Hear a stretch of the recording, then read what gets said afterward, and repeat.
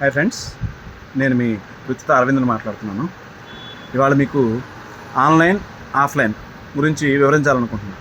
ఇవన్నీ మీకు తెలిసిన విషయాలే, కానీ ఎందుకు చెప్పదలుచుకున్నానంటే కొంచెం వాటి గురించి మాకున్న నాలెడ్జ్లో మీకు అవగాహన కల్పిద్దామని.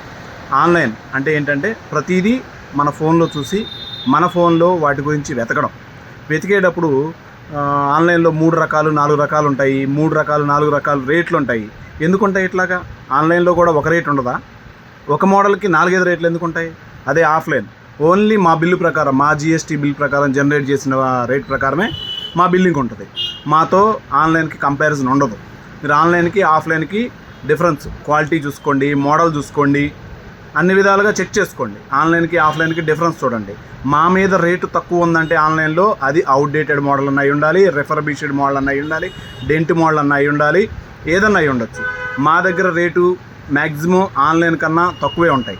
ఆన్లైన్లో రేటు తక్కువ ఉందంటే అది ఏదైనా తేడా వస్తువు అని చెప్పి మీరు గమనించండి. నెక్స్ట్ ఇంకొకటి, షాపుల్లో కూడా ఆన్లైన్ వస్తువులు తీసుకొచ్చి ఆఫ్లైన్లో కలిపేసి ఆన్లైన్తో సమానంగా అమ్ముతున్నారు. ఈ విషయాన్ని ఒకటి మీరు గుర్తుపెట్టుకోండి. ఆన్లైన్కి ఆఫ్లైన్కి డిఫరెన్స్ ఏంటనేది షాప్కి వచ్చి కంపారిజన్ చేసుకొని మీరు కొనండి. ఆన్లైన్లో కొన్న వస్తువు ఏదైనా డిఫెక్ట్ ఉంటే నలుగురికి వివరించి చెప్పండి. ఆన్లైన్లో వస్తువు కొన్నాను, నేను ఇబ్బంది పడ్డానని చెప్పి మీరు వివరంగా చెప్తేనే పక్కన వాడికి తెలుస్తుంది. దయచేసి ఈ విషయాన్ని గమనించండి.